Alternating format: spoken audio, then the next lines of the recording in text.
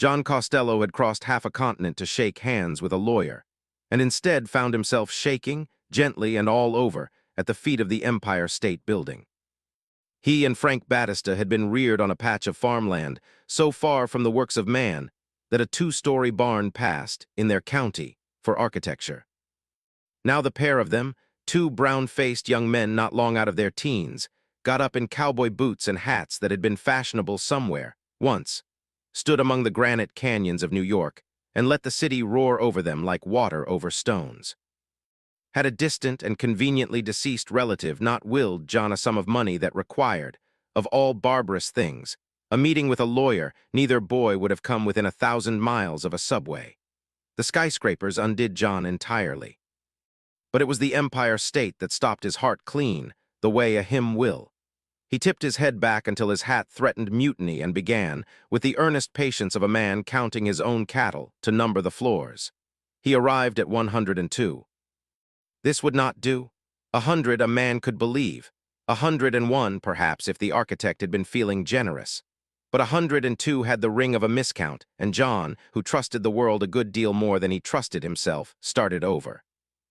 Now two farm boys tilted back on their heels in the middle of a Manhattan sidewalk, fairly steaming with hayseed and wonder, are as good as a dinner bell to a certain kind of city man.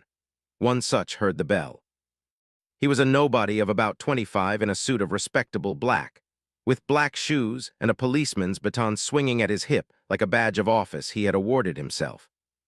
He crossed the pavement with the brisk, proprietary stride of a man who owns everything he can see and most of what he can't. "Hey, what are you two doing?" "Just looking," said John. Frank said nothing, which was Frank's whole contribution to most conversations. "Let's see your license." "License for what?" "To stare at this building." The man let the baton speak a little.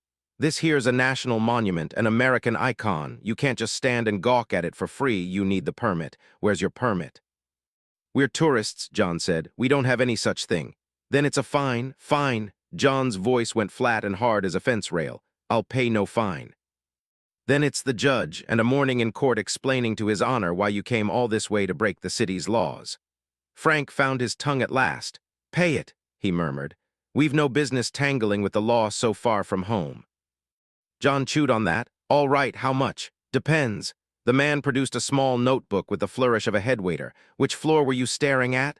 "The 10th, said John. "Me too," said Frank, who had been staring chiefly at his own boots.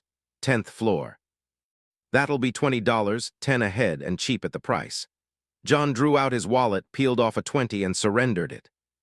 The officer of nothing at all folded the bill into his breast pocket, patted it once for luck, and jerked his head down the avenue. "Now clear off." They cleared.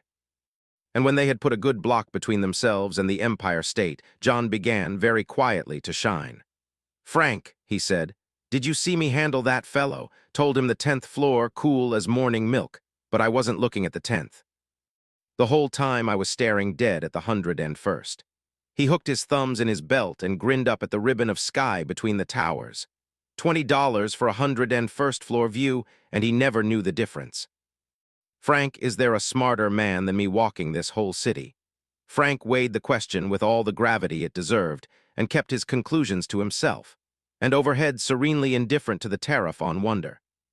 The Empire State Building went right on being 102 floors tall, exactly as many as John had counted the first time, and had never in all its life charged a living soul so much as a nickel to admire it.